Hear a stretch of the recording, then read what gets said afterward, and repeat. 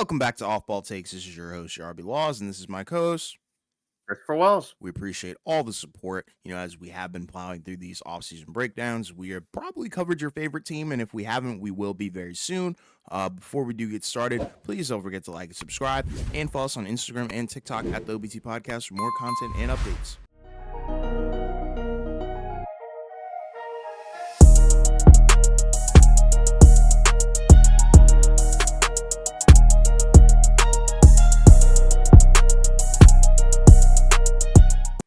Yes, so today we are doing the Cleveland Cavaliers. We're still continuing to roll through the Central Division, right? Cleveland Cavaliers, right? Last year, they were a good team, right? They were 48-34, fourth in the Eastern Conference. They were, sixth defensively, took a big step back in terms of their offense, 18th in offensive rating, right? So 13th in net rating, plus 2.5. But for them, there's some context needed, right? Because you look at their roster and you look at their main core guys, the starting five, right? That's been Darius Garland, Donovan Mitchell, Jared Allen, and Evan Mobley. And then last year, it was Max Strus, right? Who they had signed from Miami. But look at the games played, right? Jared Allen was healthy, played 77 games. But then you look at and then Max Strus played 70 games, but Darius Garland, 57. Donovan Mitchell, 55. Right? Evan Mobley, 50. So you're talking about three of your starters missed, 25 plus games basically. And, that was obviously a problem for them in terms of staying healthy over the course of the year, right? Like Donovan Mitchell was really good when he played, 27 points, 6 assists, 2 steals, 46 from the field, 37 from 3 a game. But, in only 55 games. Garland, we know what happened with him, right? It was a down year for him, but a lot of that can be explained with the jaw injury, right? Because we've talked about it many times where, again, he couldn't eat, so, I mean, because it was a broken jaw. And so obviously, lost a ton of weight very quickly. And, that throws these athletes off their equilibriums and, things like that because they follow routines, basically down to a science, right? So, Yes.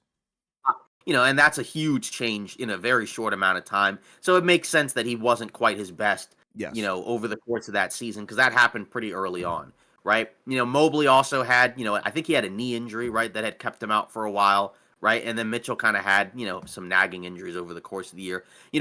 Their best stretch, I believe, was when Garland and Mobley were out, and it was Donovan Mitchell and Jared Allen because Jared Allen had a great year last year, right? 17 and 10 and a half with 1 block from a game, 63 from the field, right? So a lot of positives, from those two guys, right? Mitchell and Allen. With Mobley, right? Still continues to make strides, defensively, offensively was still, is kind of a work in progress. He did shoot 37% from 3 last season, only on 1 attempt a game, 58 from the field.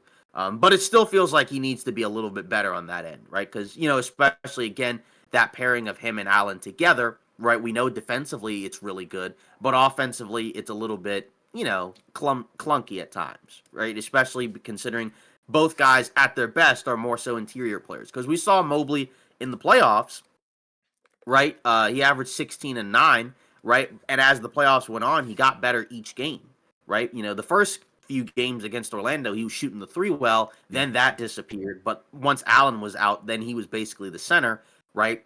He did really well. So I think that there's still some good signs for Mobley there, right? It's not like his offense is completely cooked.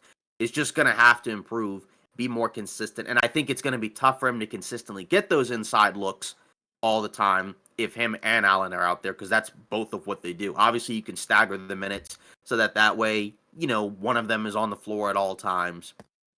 But I think, what makes it even tougher is you still don't really have that ideal wing that kind of slots in next to those two guys, right? Because Max Strus, again, shot 34.7% from 3, which is not as good as it had normally been, right? And again, like his role changed because, again, like all the guys around him changed over the course of the season.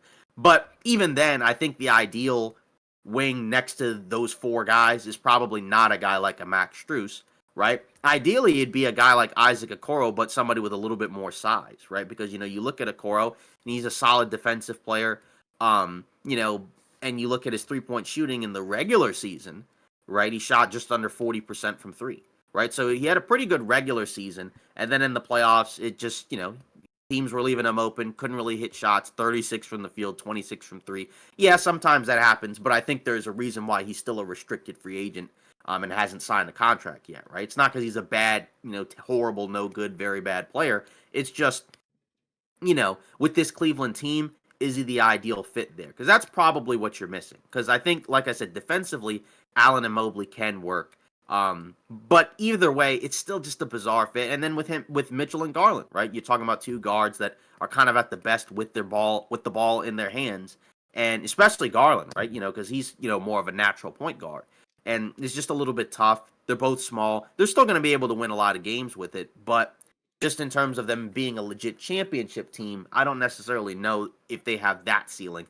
I think you need progression from at least a couple of the young guys. You need a bounce back year from Garland, and you need Mobley to take a step forward. And I think, like I said, ideally you'd like a better option at the wing. But, when you have four guys basically all making max money, then the fifth guy is going to probably be a guy like a Max Strus or, somebody like that, or Karis LeVert. It's just not really all that feasible to have. I mean, obviously Boston has that, but, they got to kind of start off with some of those guys being drafted like Tatum and Brown. Obviously Garland and Mobley were drafted too, but they're not Tatum and Brown. So Sure.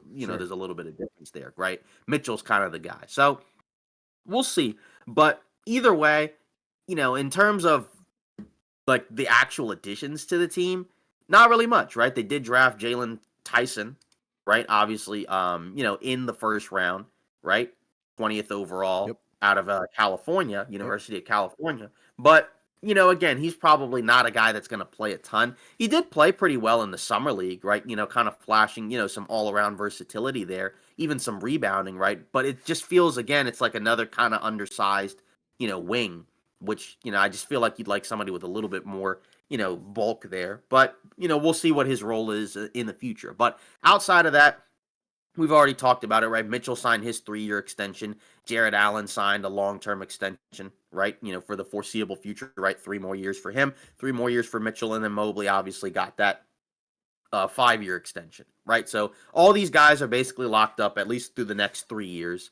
Of course, with Jared Allen, right, his extension is a little bit different than, and as well as Mitchell's, right, because they didn't sign theirs like Lauri Markkanen, August 6th or whatever, right? Jared Allen signed his actually a few days before, and then Mitchell obviously signed his way prior to that anyway. So technically, there's a world where if it doesn't work out, they could move on from them. But Allen's probably the guy, if they were to even do anything where maybe he could get moved. It just Mm-hmm. kind of depends. I'm not saying that they're going to make a trade, but obviously it was very strategic to get that done before that deadline. It's just obviously it's like a 6-month waiting period. So you'd be very, very close to the deadline. I mean, Yep. we're talking about like he couldn't be dealt until February. Right. So basically around the trade deadline. But Right. outside of that, I mean, it's pretty much the same team. It's just we'll see what happens with Isaac Okoro because he's a restricted free agent. Craig Porter Jr. obviously he got to play some minutes last year and he had a decent rookie season. He got hurt though right in the end of the regular season, so he didn't really get to play much for them. I don't know if he would have even played a lot for them in the playoffs. Anyways, he might have, but either way, obviously the main thing for them is stay healthy, Yeah. right? So hope that you don't necessarily have another season where multiple guys miss 25 games. Yeah. Of course, get progression from your younger guys, right? Because, outside of Mitchell, right, everybody else that's in that core group is still young enough that they should be getting better each year, right? Right. Garland's 25, Mobley's 23, Allen's 26. But then you look at the second unit, the bench, and that's where there's a drop off. Again, this is what kind of happens when you got multiple guys that are making max money, right? Because obviously like LeVert, he's fine, right? Obviously he's not a perfect player, right? But that's an okay player to have off the bench, right? But then after that, pretty decent drop off, right? Like you got Georges Niang, right, who's okay, but nothing special.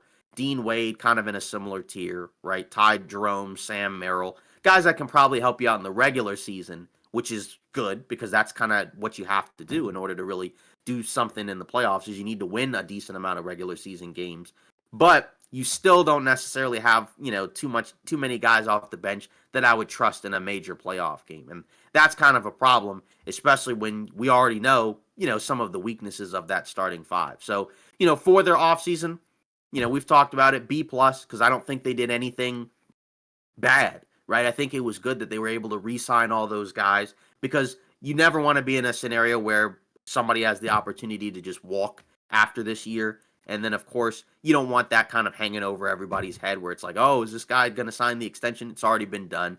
Obviously, they brought in Kenny Atkinson as well. We'll see how different he is from JV Bickerstaff.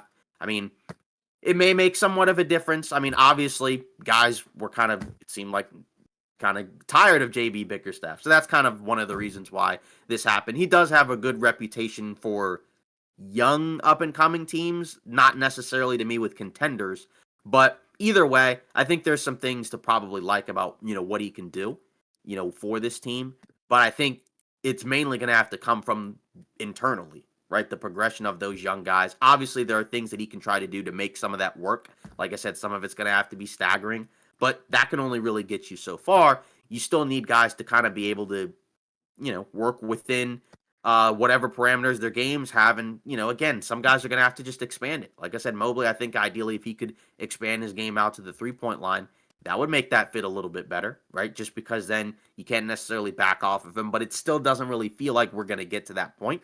Maybe it happens, because he did shoot fine from 3 in the regular season, just not on a lot of attempts. But I don't know if he'll ever really be, a reliable outside shooter. And again, it may have to come down to in the future, you might have to choose Mobley and then move on from Allen. But I think Mobley still needs to get better regardless, right? Because, after this season, he'll be making $40 million a year, right? 38 in year 1, 41 in year 2, 45 in year 3, Mhm. 48 in year 4, and then 51 million in 2029, Yeah. 2030. Yeah. So, and that's kind of the guy, right? Because like I said, Garland could be better, but he's probably a little bit closer to his ceiling than Mobley is, possibly, because we already saw that Garland can be really good. He just had a down year. Mobley, it feels like should in theory be ascending more, and he's the youngest of that group, so he shouldn't really be quote unquote close to his peak anyway. So if he can take another step forward, that's probably the key for Cleveland, right? Because I expect everyone else to probably be about as good as they normally are, right? Except for like I said, Garland will bounce back. But either way, I think it's a B plus because again, coach hiring completely fine with that. Extensions, completely fine with that. Um, Draft. I mean, again, that was kind of, that didn't really factor into this season anyways. It's just, it would have been nice to maybe get somebody different. But again, he is 22. So that could be a guy that could slide into the rotation right away and you don't necessarily have to spend quite as much time developing. So that's where I think that's a positive. But, nothing really changed with the bench. So, like I said, regular season, they'll probably be fine. But I think the playoffs will continue to be somewhat of an issue, especially depending on whom they match up against. Yeah, I agree. For an off season, I think this is one of the better ones in the Eastern Conference for sure. Like you already talked about, they retained everybody and they extended everybody, which is awesome. And I think they did everything that they were really supposed to do. And it's kind of funny, going back to when they first got eliminated. I mean, the rumors came out like lightning fast. I mean, almost immediately after they got eliminated, we heard things about Bickerstaff, being out. Either Garland or Donovan Mitchell wanting out too. So, I'm kind of glad that they put those kinds of rumors to bed. I think the only one that's probably still up in the air a little bit is Jared Allen, kind of. But, like you said, that deadline is going to be really, really pushing in terms of, getting any kind of traction for any movement. So, yeah, they're running it back. You already talked about the additions, and Jalen Tyson, and they also signed another guy, Luke Travers. So we'll see Yeah. what that turns I think into. we saw him in Vegas. Yeah, I don't know if he really cracks the rotation a whole lot because I think he was drafted in 2022 if I'm not mistaken. But regardless, I really do like what Cleveland was able to accomplish here. But I think we do have to kind of state the obvious. Unfortunately, this team is not a championship roster. And you kind of already hinted at it with the depth and the issues in that regard. Because in my opinion, I think you already talked about Evan Mobley too. Like he's one of the keys, and I think the other key is really you're going to need a monster season and also playoff push and performance from Donovan Mitchell too. Because when it comes down to the playoffs, I think Donovan Mitchell is awesome. It's just kind of been health too for him a little bit, where Hmm. he's missed some significant time in the playoffs, and that's hurt Cleveland. It hurt them 2 seasons ago. Not so much this year, but regardless, He's a monster. I think he's in that sneaky underrated category, but like kind of like a sidebar conversation, where do you rank Donovan Mitchell? Because I feel like his ranking is also going to determine where this team can go. Because if we're talking about shooting guards, which he is, I feel like I have Booker and Anthony Edwards above him, so he might be like third best shooting guard in the league. I don't know, like, and Yeah, I mean, I don't know if that's enough to really get to the NBA Finals. I mean, this season, if he had played enough games, he would have been All NBA, I think, and he was All NBA last year. So, if he's going to be in the All NBA tier, that means he's like a top 15 guy, right? Yeah, Which I think, somewhere between, you know, 12 to 20, right? Or something like that, right? Obviously, can kind of go back and forth depending on his performances, but I think he's in that tier, right? Where probably not quite a top 10, right? But right outside of that, right? Where sure. it's like a guy where if he's your best player, maybe you're not quite a championship team, but you're probably good enough to be, a decent playoff team. You know what I mean? So I Yeah, think that's probably where it is. And, of course, that can kind of have ramifications for the ceiling as well, right? Because obviously, there's always questions about can X player be the best player on a championship team? And that's a very high bar because not everybody can necessarily do that. Because there's a reason why if you look at the last several teams that have won titles, right? It's only been a handful of guys. Obviously, we've had a different championship winner the last 6 years or whatever. But even with that, some of the guys in that realm we know are in the tier of okay, this guy's can be the best player on a championship team, right? Because some of those guys include like a Steph, LeBron, right? I guess Kawhi, right, was there as well. Of course, like Jokic, Giannis, right? So, and then I guess obviously you have Tatum, right, who was on the Celtics. So I mean, the thing is that I don't know if Mitchell is in that tier, and that is probably one of the reasons why they're probably not a championship yeah. team, right? It's just a question of, you know, is the supporting cast, let's say best versions of all those players, is that maybe good enough?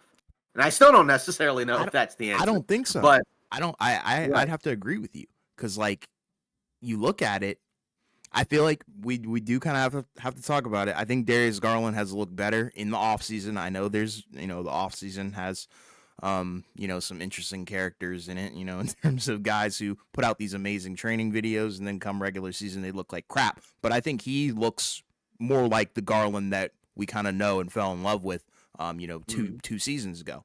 But we also kind of have to keep in mind timeline wise, this will be what? Only year 3 of them having this entire core assembled. Right, Um, so it doesn't really scare me yet. It doesn't really give me red blaring alarms yet. There's still time to kind of work this out and figure out the kinks of it. I think Jared Allen, like you already talked about, definitely the most movable piece, most key piece, definitely Evan Mobley, because if he turns into a monster on both ends of the floor and a consistent floor spacing big, oh yeah, that for sure increases their ceiling because that gives you room right, for other guys to do things. The only mm-hmm. question I think a lot of people do have is Garland and Mitchell. Can they coexist? Can they work? Can they be a happy couple? I don't know. And it's not like, I don't think it's like a chemistry off the court kind of thing. I think it's really on the court because they're so ball Right, dominant. How can there's not enough basketball, I feel like, for both of them.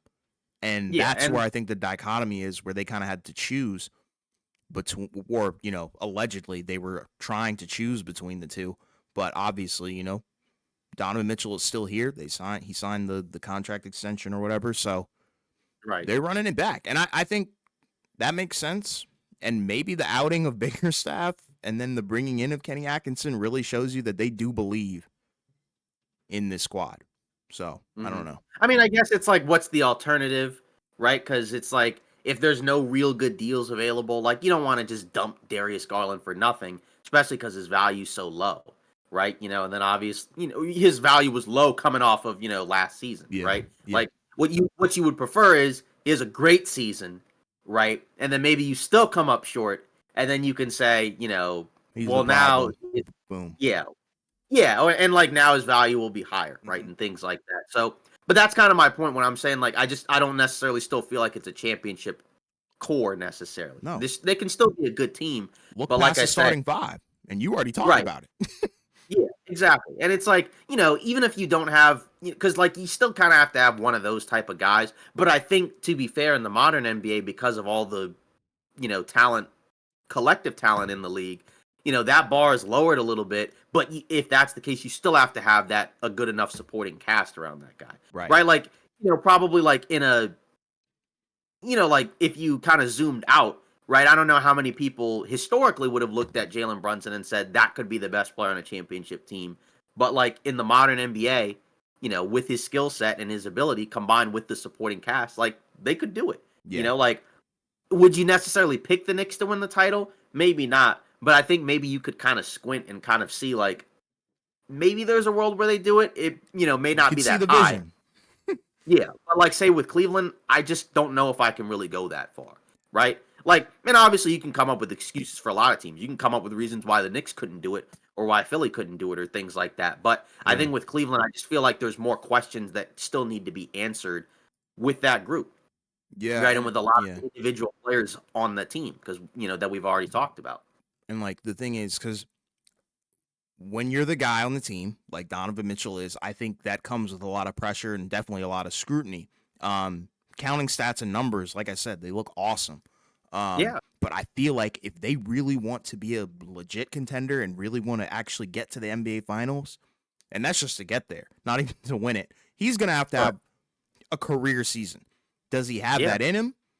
And what? This will be year like 7. right.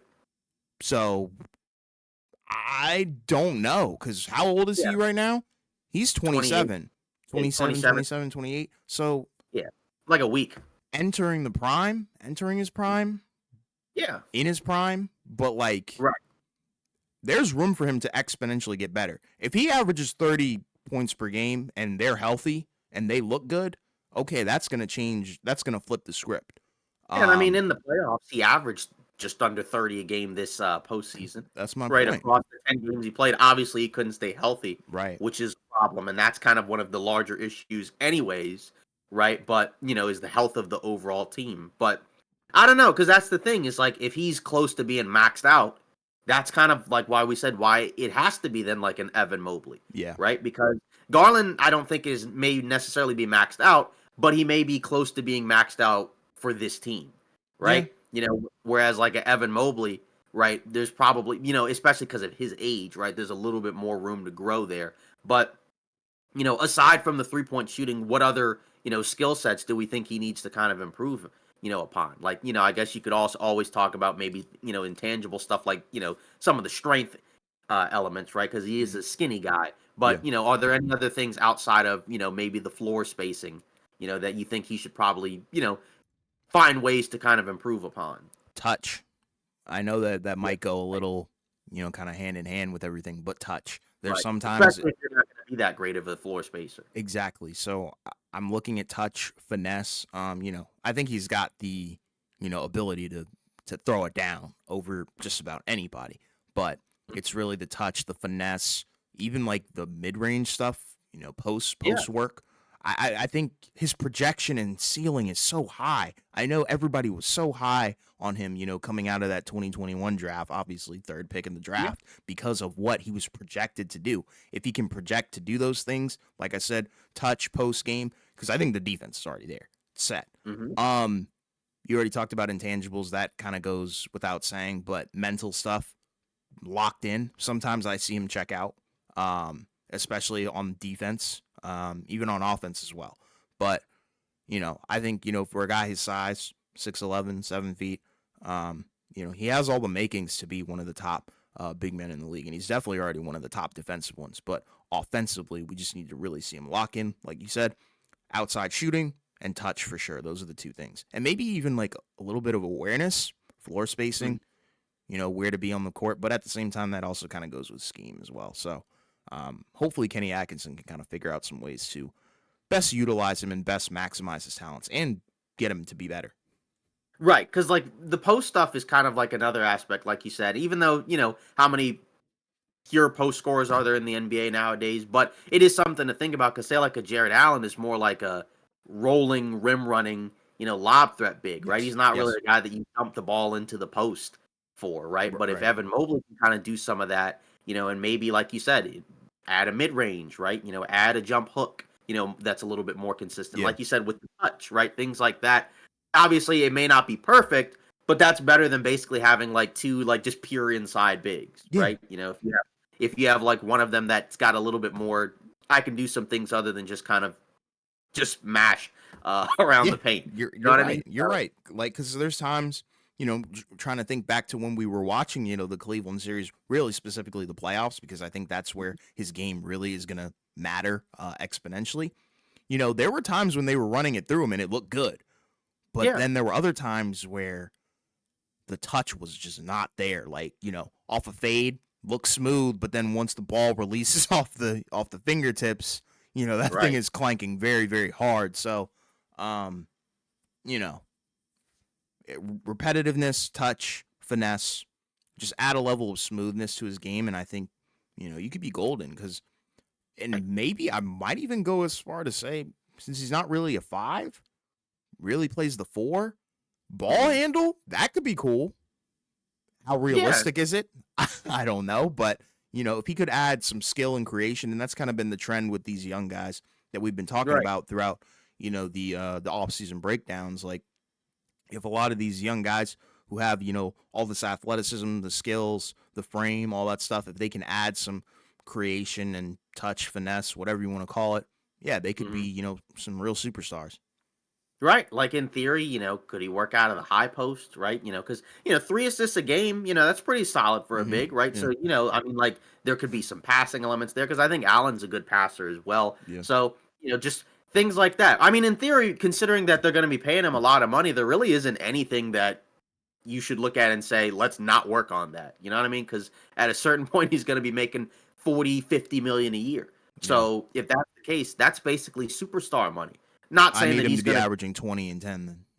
right, yeah, like, yeah, and I'm not saying he's like, next year gonna be the next, big superstar. I'm just saying that given that contract, they should be working on anything that they can improve on, right? Yes. Like beyond just like the jump shooting, all the other things that we mentioned as well, right? Like he's gonna be paid like a superstar relatively soon, so they're gonna have to kind of treat him and develop him, like he's gonna be a star, like you said, two-way big, right? Because we Agreed. know, like you said, he can, defend at a super high level, right? All NBA level. He actually was on All NBA Yes, sir. defense.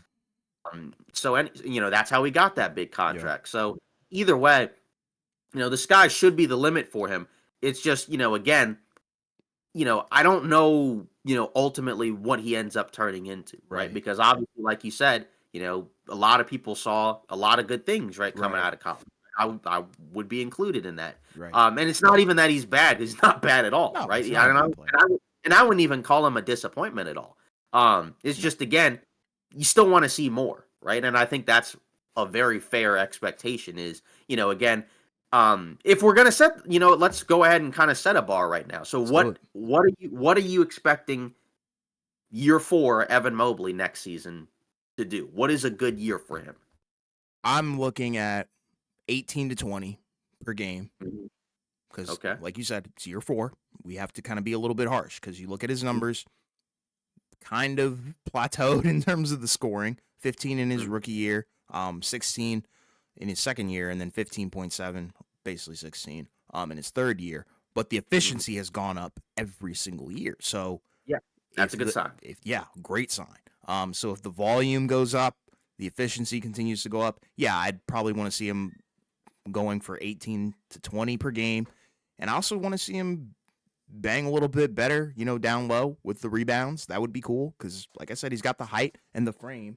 But regardless, I think he probably needs to be averaging maybe 9 to 11 rebounds. That might be a little bit too much to ask, considering he does share the floor with Yeah, Jared average Allen. 9.4 last year. Yeah, So, so probably around the same, if not a little bit more. Um, mhm. but it is kind of tough when you are sharing the court with Jared Allen. Yeah. So, and I think that's like you said. I think that's a good, level of expectation because now you're in year four, so it's no longer a scenario of, you know, not that he's getting a pass, but now you need to kind of show what you really got, right? Because Yep. like I said, after next season, you're not going to be on a rookie deal, and you're you're already being paid like one of the franchise pieces. So Right. that, and again, if he's going to expand beyond 16 or so points a game, then one of those aspects of offense is going to have to improve because Yes, sir. you're not going to be able to average over 20 a game, you know, with the skill set he has right now, right? That can get you 16, 17 or whatever, right? Yeah. But it's not going to get you 20 plus, which Yeah. again, you're not going to have like 5 20-point scorers on the team anyways. It's just, again, either way, it would be nice because we know that there's going to be moments where it's just one of them, right? Because I'm sure they're going to stagger them at different points. It's kind of rough because it's not like you have like any great options as a backup center, right? Like, Damian Jones, I guess he didn't really work out and he's not on the No, no, roster. no, no. I don't, yeah, and I don't think, yeah, Tristan Thompson isn't there either. Nope. So, I mean, they don't even really have a backup center, I guess. Nope. So, if that's the case, then we're definitely going to see more minutes where they're staggered. And Mobley, we'll see he'll probably have more lineups where maybe he plays next to another four, like a Dean Wade And that's a good or thing, I think. yeah, Dean Wade, Georges Niang, Yeah. or whomever else they kind of stick there. Yeah. But so which is kind of tough, right? But again, like, to be fair, both of those guys are really good. So not that it's not that they have a backup center, but you because you're staggering them, you can get away with not having necessarily a great option there, Yes. right? Yes. Yeah. But ideally, if you want them to be able to close together, then that's where those improvements are going to have to kind of come in. Yeah. Are there any young players at all that we're kind of maybe looking at, hey, like year two, or three, could you possibly help out, right? Like, I guess you have Craig Porter Jr. I think Amani Bates and Travers are two-way contract guys. I don't think they're actually parts of the team Yeah. necessarily right now. So, I mean, I guess we're kind of looking at, Craig Porter Jr. What is there anything to expect from him, in year two? He's also an older young player as well, right? He's Yeah. 24 Yeah. going into, I think, his second season. Yeah. We saw him in the summer league when we went, but Yeah. when the season started last year, he was looking solid. I can't remember who he was replacing. Somebody was out between Garland and Donovan Mitchell, but I was like, whoa, okay. I mean, he's getting some solid minutes and he's putting up some solid production. So if he can kind of Mhm. continue to be a good backup point guard, that would be kind of cool to see his role be elevated a little bit, like you already talked about. Amani Bates, he's on a two-way contract, so don't expect too much. And they don't really have a bunch of young guys. I guess like Isaac Okoro, like what Not even event signed. yeah, like what happens with that? That would be my Yeah. question. Because like yeah, Craig Right. Porter Jr. is cool. Merrill, he's not even young at this point. So 28. yeah, so it's like their only two young guys are Amani Bates and Craig Porter Jr. and one of them probably isn't gonna play. Yeah, and then Tyson, I guess. But Yeah, yeah, true. I guess that's another conversation is what the heck happens with Isaac Okoro Yeah. because everything has been, completely quiet, from that camp, right? We Hmm. haven't heard anything at all as of late, right? In regards to, not even really any updates, right, about what's going on with him, right? Like, obviously, some people think maybe he could get traded, right? Some people think, maybe it's like the qualifying offer. It's possible that maybe they offered him something and he didn't want that. Who Hmm. knows? So, I mean, that's kind of the question. I mean, again, he's not a bad player at all. So it's not. So I think it would be kind of bad if, it's a scenario where it's just the qualifying offer and then he becomes an unrestricted free agent after that. I think that'd probably be worst case scenario for Cleveland. Yeah. Um, I think, I would think ideally, like, if I'm a Coro, um, I don't know, because I mean, I think the thing is that ideally you'd want that contract so that way you're getting paid and you don't have and you get that security right now. But it just seems like it hasn't happened. So and again, like the roster is pretty expensive, so maybe they just don't necessarily want to pay all five of those guys, and maybe he's the odd man out. I don't really know, but I mean, what do you think happens? Because it almost feels kind of, I don't, it doesn't really feel like a scenario where it's like, oh, we just bring him back and like we're all happy campers and Right. everything. Because otherwise you would have just re signed him already. But, I can't necessarily say for sure either that he's going to get, signed and traded just because of all the CBA stuff. So, what do you think? Um, Sign and trade is still an option. Yes. Yeah, I think so. Because it would just be, a scenario where I guess he would just go somewhere else. So, Then I that's mean, what I'm thinking happens. mhm. You know, like you kind of already hinted at, could always bring him back with the new contract or match any deal Yeah. that another team gives him. But that's Yeah, because he's another still thing. a restricted. Yeah, There, because he's a restricted free agent, there's been no buzz from any other right? team. And there's no So, cap space, I don't think, from so anybody, right? I don't think anybody really has, any real cap space left because it's already been used up, by most of these teams. So, I mean, at this point, it's probably either a sign and trade or qualifying offer or something like that. Because, I mean, maybe they give him something, and maybe that's what they're thinking. Maybe like, oh, nobody signed you, so you might have to just kind of take a small contract, and that's kind of a gamble for him, right? Because if like if there's a world where you take the qualifying offer, you play out of your mind, then you enter unrestricted free agency and you get more money.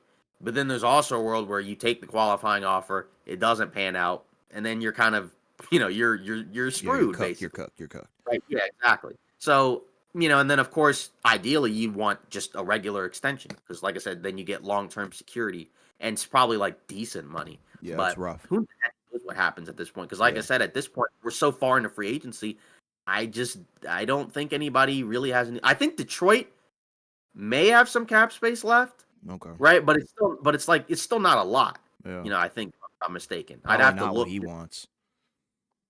Yeah, exactly. Like yeah, like I mean, it looks like Detroit, I think it says has 10 million in cap space left.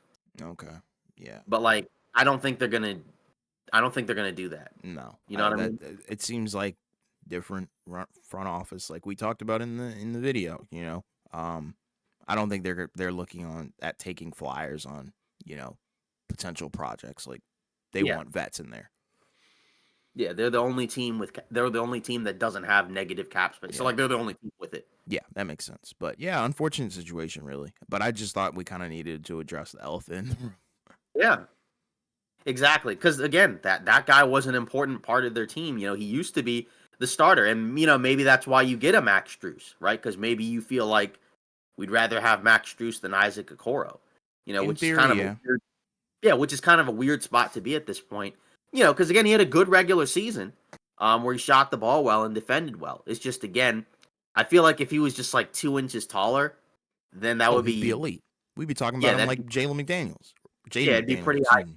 Yeah, if he was like 2, 3 inches taller, that'd be pretty ideal. Yeah, But just at 6'5", next to two other small guards, yeah, and then two bigs that don't really shoot, and then it feels like his jump shooting comes and goes. It just it may just not be a long term fit, yeah, and that's where, like I said, there's just too many questions for me to believe that Cleveland is a championship team.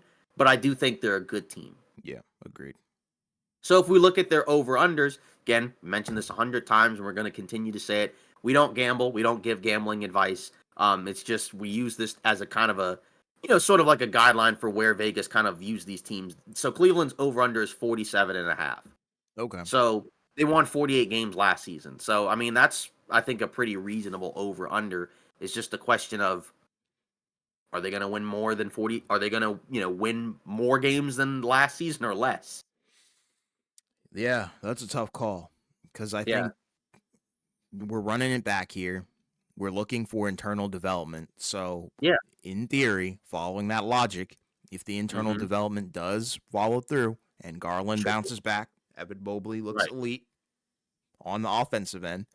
Mhm, Donovan Mitchell, career year. Jared Allen does Jared Allen things, and the rest of the mhm, bench fills in. I'm going over. But I could also right, see a very dark, grim world where they go under. Not by right. much, but under Not by much. because Yeah, of not regression. by much.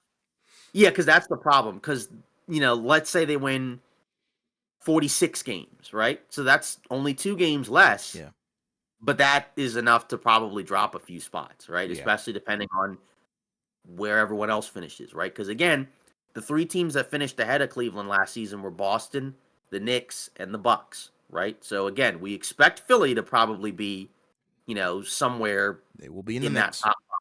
Right? Right, because they were tied with Indiana and Orlando, right? So in theory, any one of those teams could have been 5, 6, or 7, Yeah. right? But in theory, Philly should be better. right? They've made more improvements than Cleveland. And I think when both teams are healthy, Philly's a better team. It's just obviously Philly has injury question marks too. Then you have Indiana, right, which is, a good enough team to be able to just win regular season games. Same with Orlando, right? So Cleveland's improved, I think, the least of those teams. But again, if Evan Mobley improves, right, then their starting spot not as high as some of those other teams, but it may be enough to win them a few more games than what they did last season. So, I mean, Yeah, I'm going this over. is, I'm locked in on yeah, it. yeah, this is one of the tougher over unders, but I do think we'll see a stronger version of Evan Mobley next season. And so I think you have to pick over if you're going to say that, right? Yeah, Like, I think we'll see. I think Garland will have a bounce back year. I think Mobley will be better. And I think the other guys will be, at worst, as good as they were last season, yeah, right? Like, facts. maybe one of them is like a little worse, and I think they'll have better luck in terms of health. So I think they could go back to winning 50 games. Yeah, agreed. Yeah. So, yeah, I mean, we'll see what happens for Cleveland. But ultimately, in terms of what is a good year for Cleveland, what's a successful season? Because I don't think a championship is in the cards. Nope. I don't know if they believe a championship is in the cards, right? I don't know. I don't have inside sources for Cleveland, but you know, I guess realistically speaking, what is a successful year for them? Is it about what it was last season where you get to the second round and at least put up a fight, or is it even better than that? They have what it takes to get to the Eastern Conference Finals because of Donovan Mitchell, so that's what I'm going to go with. I think, Okay. we know That what he can do. I think he can push any one of these teams to a game 7 mhm. in the Eastern Conference Finals. I just don't think they have collectively, enough talent and enough depth as a unit to get past anybody in the Eastern Conference Finals. So, obviously the candidates who would be there, probably Milwaukee, the Knicks, or Boston, or some team like that, Philly even. I just don't think they could get over the hump against either of those teams in the Eastern Conference Finals. But I think that's fine because Mhm. championship roster stuff. I mean, Mhm. we already said it's not a roster that's going to win a Right. chip. Yeah. I mean, that's the problem is What's that funny, man? no, I'm just saying like that's the Yeah, problem is just that it is. again, like it's a good team. It's a really good team. It's Yeah. just not a championship team. And I'm kind of with you where I think they probably view successful season maybe a little bit differently than we do. But I think if it was like gun to somebody's head, well, maybe that's not a good analogy, but like I think like if it if it was like an honest answer, it would probably be somewhere around like conference finals, I think. Is like Yeah. because again, the first year they were together, first round exit. Last season, got out of the first round, lost in the second round in 5, right? So year, I guess what now 3, 4 or whatever. I guess three with Mitchell, but I guess like 4 with the other guys, Yeah. right? I, So I'm I I've been counting it as 3 because that's with Donovan Mitchell. So right, yeah. So then year 3. So I think they would probably view successful year as conference finals, mhm. but I guess do we actually think they're going to get to the conference finals? No, Because I would say no. no. Second round at best, ideally. Ceiling, Yeah, Eastern Conference Finals, and like I said, it's gonna have to take a Donovan Mitchell monster series, regular season, whatever, postseason too. right. Exactly. And that's the thing is that I think it was going to take a lot to be able to win the title, obviously. Um, and that's the problem is that when you kind of have to start adding all of these other qualifiers, if this works out, if this happens, right, then that's where the chances are probably not really that high, right? So, and I think sometimes it's easier depending on who your best and who your second best players are. But, for Cleveland, right, your two best players are Mitchell and who? Right? Yeah, Who's the second best player for the Cavs? that's tough. Because last year it was, I guess, Jared Allen. Yeah, But like ideally, you know, it ideally in a perfect world, who's the second best player for the in team? a perfect world, it should be Evan frickin' Mobley. Right. Um, and honestly, I think Darius Garland needs to probably be, the worst of the 4 for this team to Hmm. be elite, which is fine because I think he can sacrifice as long as he's playmaking, and being efficient. Hmm. So I think that kind of rules him out of the conversation of being the number 2 guy.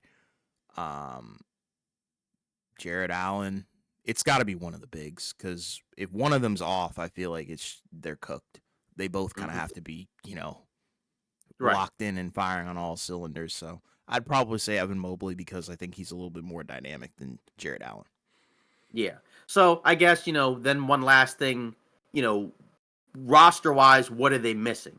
Outside of, I guess, what we've already kind of talked about in terms of, maybe a wing or a backup big. But I guess, like, what is like a realistic, it doesn't have to be a specific player, but like maybe like a archetype of player that we think that they're missing.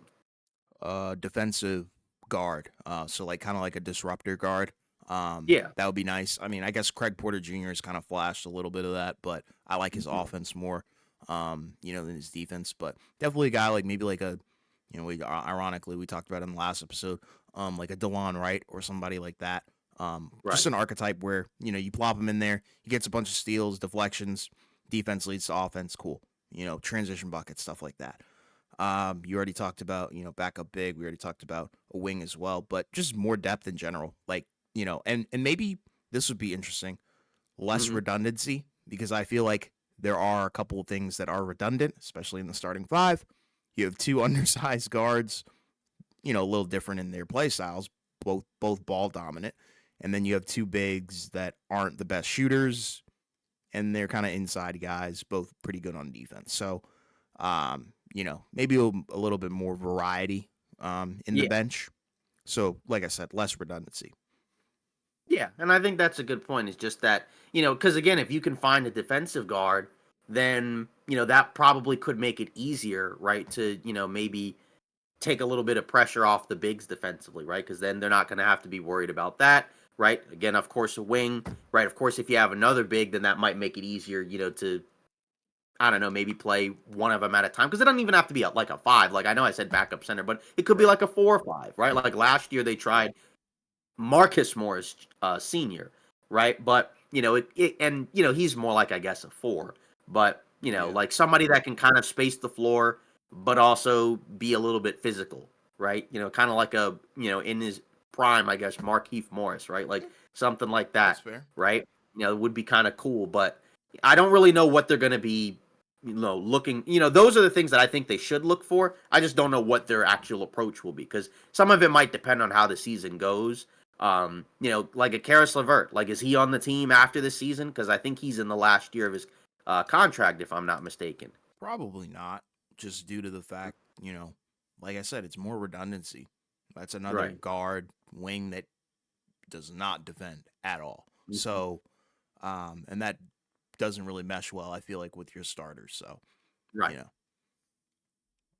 Yeah. So, I mean, again, let us know your thoughts in the comments about Cleveland. Because again, we've talked about it, right? Like we both pick over. They'll probably have a better regular season than they did last year, which was still good because they were third in the East. But I think, because of all the injuries, it felt a little bit different. But I feel like their ceiling is probably maybe a little better than last season, right? Where it's yeah, like maybe they do better in the second round. Maybe if they can get some stuff to go their way, maybe conference finals, but definitely not any higher than that. And I yeah, think conference finals, something had to really go their way. I think in terms of luck, which again, everybody needs some sort of luck, right? Because like even Indiana getting to the conference finals, they had some things go their way with injuries and whatnot. So we'll see. Again, I think it's a good team. We'll see what Kenny Atkinson does. I guess kind of the last point on that is what are you looking for him to do for this team, right, compared to JB Bickerstaff. um, you know, kind of prioritize stuff a little bit differently. Um, and I think that's where the hire does make sense because, um, you know, you're kind of trying. I think he might be the perfect bridge to a very obvious gap in Garland and Evan Mobley's development versus Donovan Mitchell and Jared Allen's development. Between the two, you can tell that Yeah, coach Donovan Jared Mitchell. Allen before. Exactly, and that Donovan Mitchell's is farther ahead in his career than Darius Garland, but I think Darius Garland has the makings to be a good number two next to him if developed correctly, and obviously same thing goes with Evan Mobley. So bring in a developmental coach alongside established veterans who know how to at least get to the playoffs and have playoff experience. I see the vision and I like it. I like it better than Bickerstaff. I think it fits better. So maybe just more development and optimization. Yes, because I think Right. they're what can you really do system wise, super differently. It's the Right. same personnel. They're running it back. It's not like we're looking at an overhaul of the entire roster or anything like that. They're running it back, and that's why I think the Kenny Atkinson hire does hold a crap ton of weight. Mm-hmm. Yeah, and again, it seems like that's who the players wanted, possibly. So, you know, what could possibly go wrong with that, I guess. So, Yeah, well, we've seen that we've seen that yeah, go awry multiple exactly. times. I think every season that we've done this podcast, we've seen some bull crap happen with that. Yeah, exactly. So, again, I think that there's more that you can get out of this team. I just don't know if at the most, like whatever the most you can get out of it is, I don't think it's championship team. Is Right. it good enough that they feel like it'll be worth it to keep running it back and to have all these guys making a ton of money?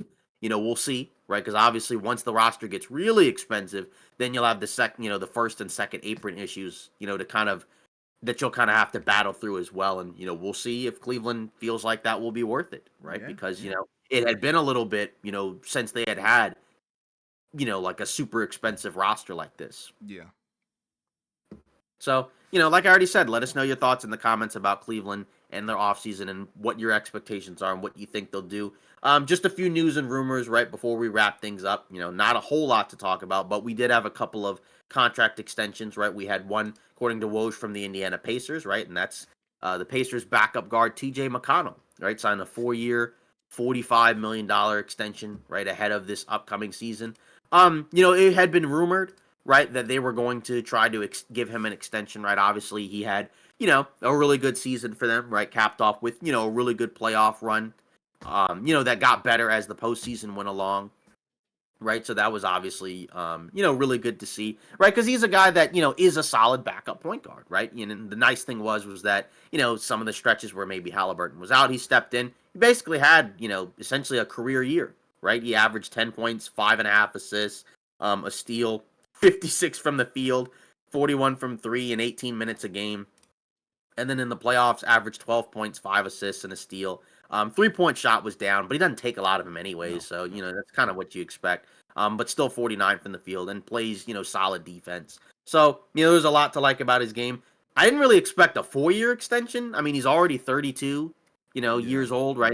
He'll be, I think, 33 by the end of the year, right? So that basically, if you, kind of basically zoom out, right? I mean, that pretty much puts him, in line with I guess what, like age 35, 36. yeah, So, and obviously, like, his game is not predicated on being athletic, but there is a little bit of shiftiness, there. But obviously, it's more like a very composed, high IQ style of play. But either way, it's still a good contract, right? Because I mean, again, like 4 years, 45 million. I mean, you're basically talking about like, 11 million a year, yeah. right? For a backup point guard. I think that's pretty solid.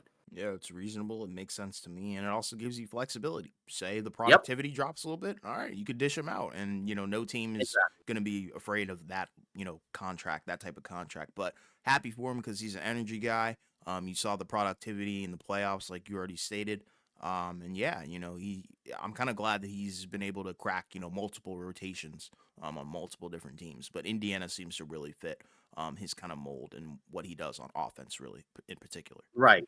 And that's going to be kind of interesting to see Indiana navigate going forward, right? Because eventually, right, the roster will Yeah, be, they're deep. more expensive, right? Because, obviously, right, Halliburton going into this season, right, both him and Siakam will be making over 40 million a year, right? So they're no longer going to be on their previously smaller contracts, right? Yeah. Miles Turner will be in the last year of his deal, so we'll see what happens with him, right? Obviously, they re-signed Obi Toppin, re-signed McConnell, right?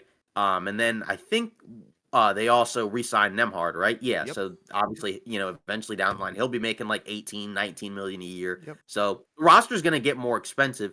But Indiana does have, like you said, with the McConnell extension, they have a lot of flexibility. So there's going to be some point where they're going to kind of have to decide which guys to continue to stick with and which guys to move on from. And that might be when they kind of pounce and maybe add another guy. Because I don't necessarily feel, again, quite like it's a championship group yet. But, it's still at least like a playoff group. And I think that there's room for improvement there because they have a combination of some young guys that they drafted that could possibly, continue to improve, and then also some other guys that are currently on the roster that, that are good filler players right now, but could also be easily put in trade pieces later on. So they have a lot of flexibility there, right? I think they're in a good spot for, what the trajectory of this team is, whatever it is. Yeah, well, we pretty much just spoiled our thoughts on Indiana. So there's your offseason breakdown for them. No, but I agree, wholeheartedly, in terms of, everything that Sorry. you said. No. I'm just messing around. But yeah, Yeah. Indiana, I think their trajectory is very good, and they're definitely coming out on top with that Halliburton trade, and everything. The trajectory has just been, going straight up, I feel like, with this squad. Yeah. And then last piece of news, right? Obviously, with the Los Angeles Clippers, right? Going into the new arena, right? They just gave uh Ivica Zubac, right, a 3-year, $59 million contract extension, right? Obviously, he's been their starting center for a while, right? As a Laker fan, I still remember him getting traded for Mike Muscala, and that didn't Yeah, necessarily work out. lovely But man. yeah, but no, but either way, obviously, right, he was in the last year of his deal, I think at 11 million. So now, you're basically talking about, continuing to pay him, I guess, what is that, right? Like 18 or so million a Yeah, year, yeah, about right? that. So yeah, some 18, 19 million a year, something like that. So basically, again, a solid center, right? Not like an elite center, but like a solid center for this team. And again, as we talked about with McConnell, it gives you flexibility, right? Because he can either continue to be the starting center for this Clippers team, or if it doesn't work out, you just move on, right? And it's not necessarily something that's going to cost you a ton. And again, like you don't want him to walk, right? Which is the reason why you do this for flexibility, and also that's the benefit of not paying him like 35 million a year, right? Because we Yeah. had that that summer a while back. What was it, like 2016 or whatever? Where everybody was getting like 20 plus million a year, and all of a sudden you started seeing guys like say it like Otto Porter Jr. right, Don't get like a remind me, bro. $100 million. And again, like that's not an insult to him. I'm just saying, like you started to see, guys. That was when we first started seeing guys that weren't in that tier starting to make that kind of Yes, money. yes. Although to be fair, there were bad contracts before, those, right? Yeah, Like that goes back to like even like 2000s, yeah, and before that. So, yeah. I mean, I but like what the do you think? Zubac one. I like it. Yeah. Because I think he's always been a productive big for them. Not the Mhm. most elite, but definitely a serviceable, slept on starting big. Because he's not a star or anything like that, but he gets the job done. I feel like it's just kind of been unfortunate. That the stars and other factors around him kind of just didn't really pan out. Along with him kind of having some lapses as well, but nonetheless, solid guy, solid big man. And yeah, I think it makes sense, because you definitely don't want to lose him. Because then what the heck would you do? What would you be stuck with? So, I definitely this move makes sense. It was really a no brainer, actually. Yeah, exactly. So again, we'll see what the Clippers do, but either way, it's that's a good move by them to continue to keep him, and we'll see what happens from there. But yeah, this is that's pretty much it for today's episode of the Off Ball Takes podcast. Let us know in the comments your thoughts on the Cleveland Cavaliers upcoming season, what they did this offseason. What are your thoughts on the expectations, the lineup, the rosters, the future possibly for this team? Again, a lot of questions, about what this team, can possibly be capable of. And, we're going to be able to kind of start to see that going into next season, right? Especially, what does Evan Mobley look like? But, again, either way, continue to like and subscribe, hit the bell for the notifications, continue to allow us to reach our goal of 500 subs, right? Because we keep climbing. So, thanks everybody, and we'll see you next episode.